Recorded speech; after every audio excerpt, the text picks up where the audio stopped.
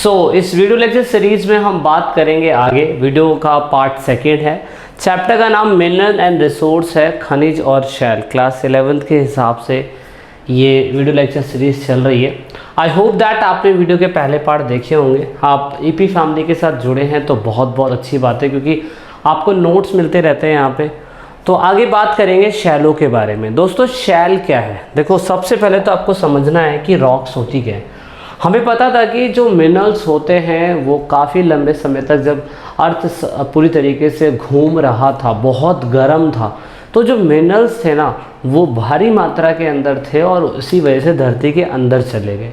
लेकिन अगर आप नोटिस करेंगे कि अर्थ सरफेस में जो मिनरल्स के साथ साथ रॉक्स है वो धरती के ऊपरी हिस्सों पे पाए जाते हैं, यानी कि आप कह सकते हैं कि क्रस्ट वाले प्लेस पे पूरी तरीके से रॉक पाए जाते हैं। अब रॉक के टाइप्स होते हैं। रॉक ऐसा तो नहीं कि आप घर के बाहर निकले और सारी चट्टानें जो पृथ्वी के ऊपरी हिस्से पे आपको मिल रही है, क्या वो सारी एक जैसी होती है? बिल्कुल भी नहीं। तो इसीलिए रॉक्स के टाइप होते हैं। रॉक्स किस तरीके से बनते हैं, उसके बनने का क्या तरीका होता है, समय के साथ कैसे इवॉल्व होता है, everything in this part we will discuss. First of all, जैसे कि मैंने कहा, अर्थ जो है क्रस्ट से ही, क्रस्ट मतलब the earth crust is made of rock, यानी कि पृथ्वी की परपटी चट्टानों से बनी हुई है। अब चट्टान दोस्तों बहुत सारी हो सकती है। चट्टान एक या एक से अधिक खनिजों का एक समूह है, यानी कि अब भाई समूह हो सकता है। जैसे कि मान लीजिए कि मैं छोटा सा एग्जांपल दे देता हूँ। मान लीजिए चाबी है। अब चाबी एक तरीके की चट्टान है। अब चट्टान में एक या एक से अधिक जो केमिकल प्रॉपर्टीज़ मिली होगी वो ठोस बन गई होगी, और जो हल्की होगी वो धरती के ऊपर पाई जा रही होगी, है ना। तो इसीलिए आप कह सकते हैं। तो शैले, मैंने जैसे कहा कि सारी एक जैसी नहीं होती है। उनका कलर, साइज़, उनको शैलों को प्राप्त करने का तरीका सब अलग हो सकता है। जैसे कि आपने देखा होगा बहुत लोग हाथों में अंगूठियाँ पहनते हैं, उनके अंदर अलग टाइप का पत्थर होता है। लास्ट टाइम संदीप माहेश्वरी जी की वीडियो के अंदर एक व्यक्ति आए थे, उनका नाम है, मुझे एग्जैक्टली नाम नहीं याद आ रहा है, लेकिन उन्होंने अपने फ़ोन के बारे में जिक्र करा था। महात्मा टेक्निकल जी नहीं, महात्मा टेक्निकल जी था, टेक्निकल गुरु जी, हाँ टेक्निकल गुरु जी हैं। तो उनके फ़ोन में उन्होंने बताया कि मैंने फ़ोन के अंदर कुछ ऐसा पत्थर लगाया है, तो वो पत्थर कई करोड़ों का था। तो देख सकते हैं, तो वो अगर करोड़ों का पत्थर था तो ऐसा तो नहीं कि लोकली कहीं पे अवेलेबल हो जाएगा, लोकली कहीं पे मिल जाएगा। तो हर किसी पत्थर को प्राप्त करने का अलग तरीका होता है, और साइज़ अलग होते हैं, कलर अलग होता है। हर किसी पत्थर की अपनी वैल्यू होती है। बहुत से लोग घरों के अंदर पत्थर रखते हैं, जैसे कि मैंने यहाँ पे एक पत्थर रखा हुआ है। तो सबका एक अलग तरीका है, ठीक है। तो इसीलिए थोड़ा सा जानना ज़रूरी है। Rock don't have defined composition of mineral that constitute, मतलब चट्टानों में खनिज घटकों की निश्चित संरचना नहीं होती है। जैसा कि मैंने कहा कि कोई भी एक पत्थर है, ज़रूरी नहीं है कि उसमें उसी तरीके की प्रॉपर्टी मिलेगी जैसे दूसरे में मिल रही है, अलग अलग हो सकती है। तो वो तो नॉर्मल सा है जो हमें समझना है। आप चट्टानों को 3 बेसिक फॉर्मेशंस में बनाया गया है। तो ताकि इतनी सारी चट्टानें सारी स्टडी करने का क्या फ़ायदा है, क्लास 11th में आप बेसिक समझिए। तो चट्टानें 3 प्रकार की होती है। इसे बोलते हैं अग्नि चट्टानें, कायांतरित चट्टानें और रूपांतरित चट्टानें, ठीक है। तो दोस्तों, इसे इग्नियस, सेडिमेंट या सेडिमेंट्री या मेटामॉर्फिक या मेडिमेंट्स या कुछ ऐसे नामों से पुकारा जाता है। हालांकि यहाँ पे डायरेक्टली एक इमेज के अंदर टाइप ऑफ रॉक्स को डिफाइन करा हुआ है। रॉक्स बहुत तरीके की हो सकती है, जैसे मैंने कहा 2 या 2 से अधिक मिनरल्स हो सकते हैं, कलर अलग हो सकता है, डिफाइंड प्रॉपर्टीज़ अलग हो सकती है, इनको प्राप्त करने का अलग तरीका हो सकता है। कुछ पत्थर आप घरों में इस्तेमाल भी करते हैं पर कुछ पत्थर इस्तेमाल नहीं कर सकते, तो वो सारी चीज़ें। तो जो पत्थरों की स्टडी करता है, देखो हर किसी चीज़ की स्टडी है। आप ज्योग्राफी की स्टडी कर रहे हैं तो ज्योग्राफिकल हो गए, आप साइंस की पढ़े तो राजनेता हो गए, हिस्ट्री के पढ़े तो हिस्टोरियन हो गए, पुरातत्ववेता हो गए। अगर आप पत्थरों की स्टडी कर रहे हैं, अलग अलग टाइप के पत्थर होते हैं, उन पत्थरों की अगर आप स्टडी कर रहे हैं तो आप यहाँ पे पेट्रोलॉजी एक सब्जेक्ट है, एक ऐसा साइंस है जिसमें ये बताया जाता है कि रॉक जो है असल में वो कौन से मिनरल से बना हुआ है, उसका टेक्सचर क्या है, उसका स्ट्रक्चर क्या है, वो कहाँ से प्राप्त हुआ है, उसको प्राप्त करने का तरीका क्या है, इसके बीच की रिलेशनशिप क्या है, रॉक्स के बीच के, everything you need to study in petrology subject. तो मुझे नहीं लगता है कि कोई सब्जेक्ट ये पढ़ रहा है इंडिया के अंदर, लेकिन ऑफ कोर्स बड़े बड़े साइंटिस्ट हैं जो इन पर स्टडी करते हैं, तो ऐसे सब्जेक्ट को कहा जाता है। तो सबसे पहली चट्टान जैसे अग्नि चट्टानें कहा जाता है, igneous rock. Of course Latin भाषा से शब्द लिया हुआ है इग्निस। इग्निस मीन्स फायर होता है, फायर बोले तो आग। फायर से मुझे याद आया पुष्पा, पुष्पा द फायर। अब ये होता क्या, आग समझते। अब आग समझते होती क्या, देखिए अब यहाँ पे प्राइमरी रॉक इसे क्यों बोला जाता है। धरती के अंदर से जैसे ही लावा ब्लास्ट होता है, जैसे ही लावा ब्लास्ट होते ही लावा पूरी तरीके से धरती पे, मतलब मैग्मा अंदर गर्म होता है, ब्लास्ट होते ही लावा धरती पे आता है। तो ऐसे टाइम पीरियड पे अगर आप देखें तो igneous rock form for cooling of molten matters. जैसे ही मोल्टेन यानी कि मैग्मा निकला, मैग्मा तरल पदार्थ निकलने के बाद आ गया धरती के ऊपर। जैसे ही धरती के ऊपर आ गया तो दोस्तों ये ठंडा होने लगेगा, और जब ये ठंडा होने लगेगा बहुत बड़ी मात्रा के अंदर, तो ऐसी चट्टानों को हम अग्नि चट्टानें बोलते हैं, इग्नियस रॉक बोलते हैं।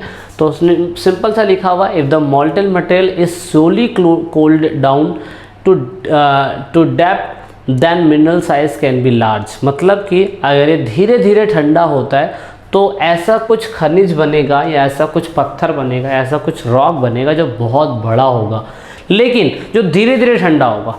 लेकिन जो सडन एकदम से ठंडा हो जाए, जैसे कि आपने देखा होगा कभी कभार आप पानी गर्म कर रहे होते हो तो पानी की कुछ बूंदें जब गर्म हो रही होती है, बॉयल हो रही होती है, तो अगर आपने पानी को जैसे डामर के शेप, डामर गर्म कर रहे हो मान लो एग्जांपल के लिए, तो डामर की कुछ बूंदें निकल कर कहीं गिर जाए और एक डामर का बहुत बड़ा हिस्सा गिर जाए, तो जल्दी ठंडा कौन सा होगा, जो बड़ा हिस्सा है वो जल्दी ठंडा होगा या सिर्फ एक बूंद हल्की सी।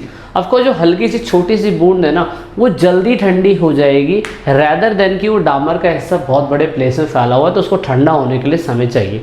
तो जिसको ठंडा होने के लिए समय चाहिए वो रॉक बड़ी होगी, उसका आकार बड़ा होगा, लेकिन जो एकदम से ठंडा हो जाएगा सरफेस के अंदर उसका आकार छोटा होगा, वो ऑफकोर्स चिकना होगा। तो ऐसा कुछ नॉर्मल्स है। आप अगर देखें तो एग्जांपल के लिए बेसाल्ट है, ग्रेनाइट है और गैबोबो जो भी है गैबोबो लिखा हुआ है, लेकिन कुछ चट्टानों के नाम है। देखो अनगिनत चट्टानें हैं, जैसा मैंने कहा था शुरुआती समय में धरती 8 चट्टानों से मिलकर बनती है, लेकिन कितनी सारी चट्टानें हैं जिसका कोई अंदाज़ा ही नहीं है ना। तो नेक्स्ट देखो, जैसे कि मैंने एक एग्जांपल दे रखा है, ये चट्टानें फट रही हैं, तो जो ये छोटे छोटे हैं, ये छोटे छोटे हैं, ये जल्दी ठंडे हो जाएंगे, लेकिन जो लावा धरती के ऊपर बहुत बड़े हिस्से में आया है उसको ठंडा होने के लिए समय चाहिए। तो ऐसी चट्टानें ऑफ कोर्स जल्दी ठंडी होती नहीं है, ये चट्टानें जल्दी ठंडी हो जाती है। तो इतना बेसिक सा लॉजिक समझना है। दूसरा है सेडिमेंट, जिसे अवसादी बोलते हैं। अब अवसादी चट्टान जो होता है सेडिमेंटिव वर्ड से लिया गया है, सेडिमेंट्स वर्ड से लिया गया, जिसका मतलब व्यवस्थित होना। Cells on the surface of the earth are expose to weathering agent that was divided into various type of pigments. अब ये क्या है, नॉर्मल सा समझते हैं। जैसे ही यहाँ से निकली कुछ भी चीज़ धरती पे आके गिरी, धरती पे आके गिरने के बाद अगर आप देखें तो रॉक के छोटे छोटे कण किसी न किसी वेदरिंग प्रोसेस की वजह से कहीं पे चले जाते हैं, कहीं पे दब जाते हैं, कहीं पे हवा में उड़ के चले जाते हैं, कहीं पे वो छोटे छोटे सेडिमेंट जब इकट्ठा हो जाते हैं ना, छोटे छोटे सेडिमेंट जब इकट्ठा हो जाते हैं, जैसे कि यहाँ एग्जांपल के लिए मान लेते हैं गिरा, यहाँ से कोई चट्टानें निकली थी और पहले ऐसे ऐसे सेडिमेंट्स में बनती चली गई।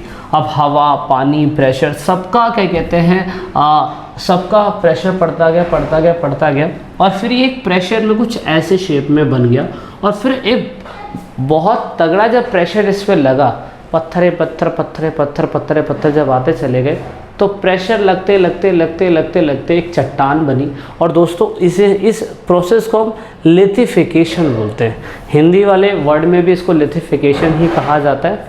तो ऐसे प्रोसेस को हम लिथिफिकेशन कहते हैं। और छोटे छोटे, जैसे मैंने कहा कि कुछ जो मोल्टेन जब निकलता है, सॉरी लावा जब निकलता है तो कुछ हिस्सा मैंने कहा था ना जल्दी ठंडा हो जाता है, तो छोटे चट्टानें होते हैं, बहुत छोटी छोटी चट्टानें होती हैं, हवा, धूल, कण, वेदरिंग प्रोसेस की वजह से पूरी तरीके से एक जगह इकट्ठा हो जाती है। और एक जगह इकट्ठा होने का जब इन पर प्रेशर लगता रहता है, बहुत तगड़ा प्रेशर लगता रहता है, तो उसके इस प्रक्रिया को हम लिथिफिकेशन कहते हैं। और फिर वो एक सेडिमेंट चट्टान के रूप में उभर जाती है। देखो ऐसे ये रहा सेडिमेंट चट्टान के रूप में उभरती है।